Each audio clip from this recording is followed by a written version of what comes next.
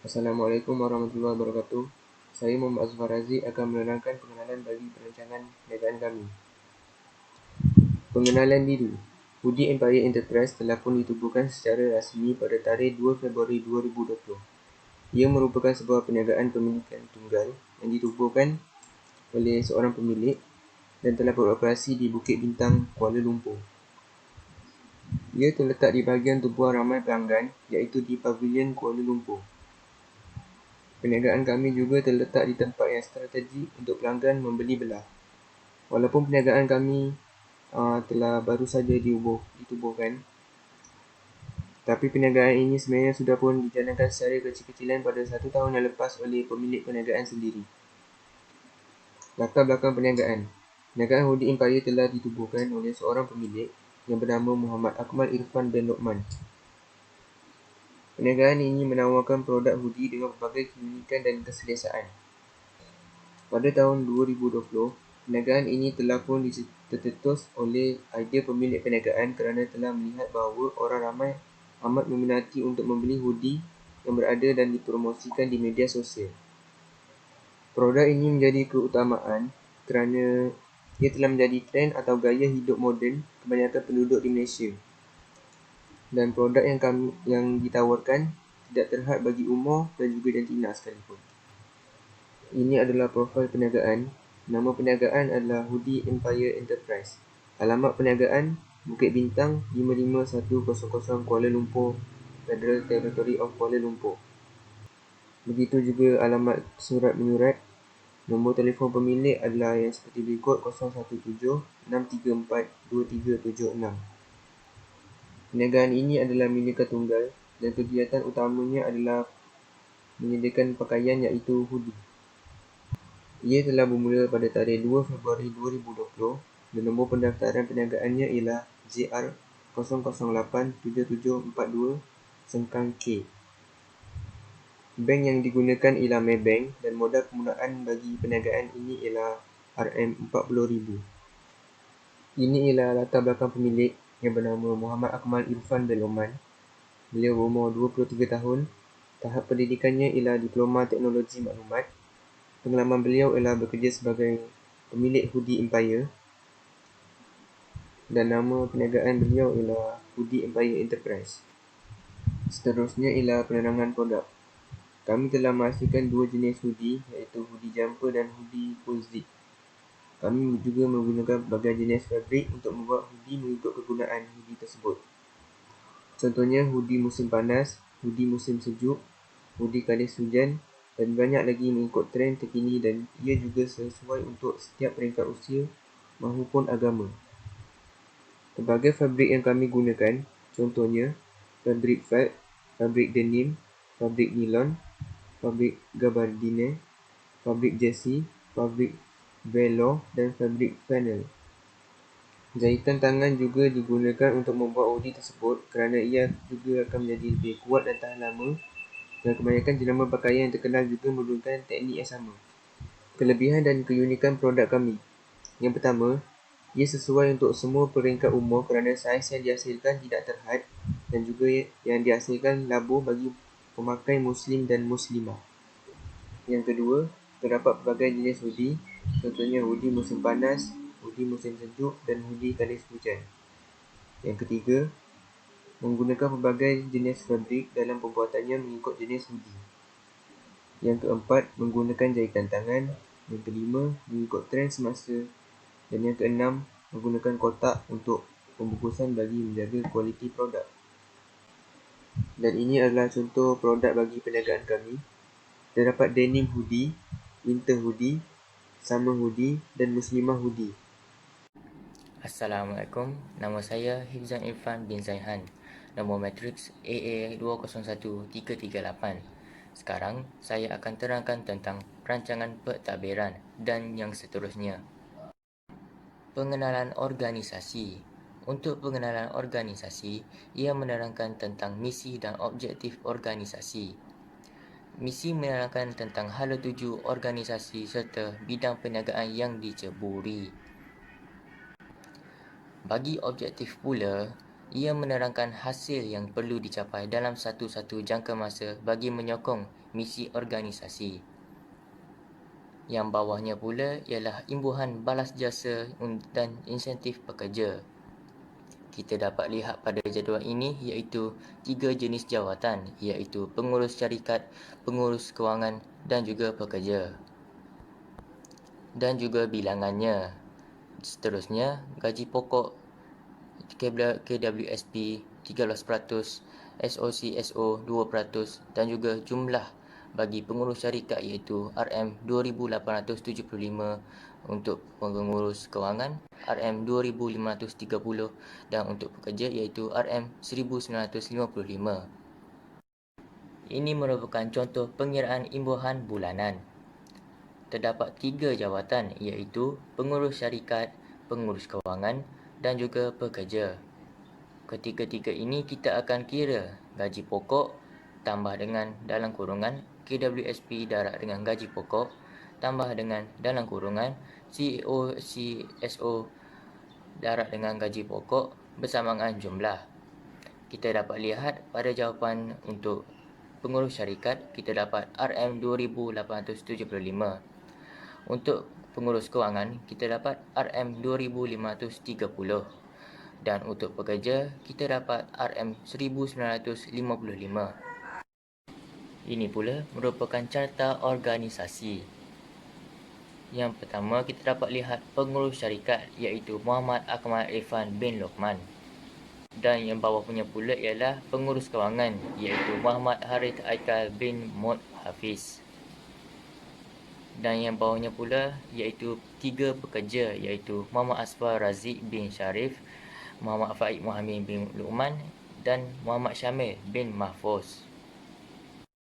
Struktur organisasi. Struktur organisasi merupakan susunan pelbagai komponen atau unit kerja dalam organisasi yang ada dalam masyarakat. Dengan ini, kita dapat melihat pembahagian tenaga kerja dan bagaimana fungsi atau aktiviti yang berbeza dapat diselaraskan dengan baik. Di samping itu, dengan struktur ini, kita dapat mengetahui beberapa kepakaran dari pekerjaan, saluran perintah dan penyerahan laporan dalam penjelasan struktur. Terdapat hubungan antara komponen dan kedudukan yang ada di dalamnya. Dan semua komponen ini saling bergantung. Maksudnya, setiap komponen di dalam akan saling mempengaruhi yang akhirnya akan mempengaruhi organisasi secara keseluruhan. Struktur adalah komponen penting yang mesti ada dalam organisasi yang merangkumi pembahagian tugas dan tanggungjawab masing-masing. Contohnya, untuk mengelakkan pertindihan kewibawaan dan tanggungjawab seseorang individu. Fungsi struktur organisasi. Yang pertama, kejelasan tanggungjawab. Setiap ahli dalam organisasi mempunyai tugas dan tanggungjawab masing-masing. Pertindihan kewibawaan boleh menjadi masalah serius dalam struktur organisasi. Misalnya, jika dalam sebuah syarikat mempunyai 2 pemimpin sekaligus, dapat menimbulkan kekeliruan dalam hal pengambilan keputusan yang cepat. Yang kedua, kejelasan kedudukan dan penyelarasan. Ini menerangkan kedudukan setiap anggota. Hal ini melalui carta struktur organisasi dapat menjelaskan aliran komunikasi antara pasukan koordinasi diperlukan. Ini untuk mengelakkan komunikasi yang terlewat yang dapat memberi kesan negatif pada perniagaan yang sedang berkembang dan juga digunakan sebagai asas untuk menyelesaikan pekerjaan. Ini memerlukan komunikasi antara pejabat. Yang ketiga iaitu kejelasan dalam jalur hubungan. Ini merupakan dalam melaksanakan akan tugas dan tanggungjawabnya. Setiap anggota dalam organisasi mesti dilihat dengan jelas agar proses kerja lebih efisien dan memberikan faedah bersama. Yang keempat iaitu kawalan dan penilaian. Ini penting untuk kawalan dan pengawasan pemimpin-pemimpin bawahannya. Pencapaian objektif penubuhan perniagaan adalah melalui kawalan dan pengawasan rutin untuk menilai prestasi sesuai dengan tugas dan fungsi setiap anggota. Perniagaan ini dijalankan dari pasukan yang diselaraskan dan betul. Tujuan ini sangat ditentukan dari kerja berpasukan yang diselaraskan oleh tugas dan fungsinya melalui struktur organisasi. Rancangan operasi. Maklumat untuk operasi. Input atau sumber. Keperluan bagi pengeluaran, barangan dan perkhidmatan perniagaan ini ialah bahan-bahan dan peralatan seperti kain, benang, jarum dan sebagainya. Selain itu, keperluan sumber manusia yang mencukupi untuk melaksanakan pembahagian kerja dengan cepat dan lebih teratur. Seterusnya, kaedah pengurusan yang teratur dari pihak pengurusan dari segi pembuatan barangan sehingga kaedah pengangkutan. Di samping itu, kewangan yang sentiasa mencukupi untuk dijadikan sebagai modal dan kos pengeluaran langsung atau tanggungan bagi kos overhead dan juga kos pengeluaran tidak langsung. Akhir sekali, maklumat yang berkualiti seperti jenis kain yang digemari pengguna. Seterusnya ialah proses transformasi. Proses transformasi perniagaan ini ialah penghasilan pakaian iaitu hoodie daripada beberapa jenis kain berbeza yang berkualiti dan dihasilkan bersesuaian dengan citarasa pengguna. Pembuatan hoodie ini menggunakan teknologi seperti mesin jahit untuk disiapkan dalam masa yang singkat dan menggunakan tenaga manusia untuk menyiapkan tempahan khas daripada pelanggan.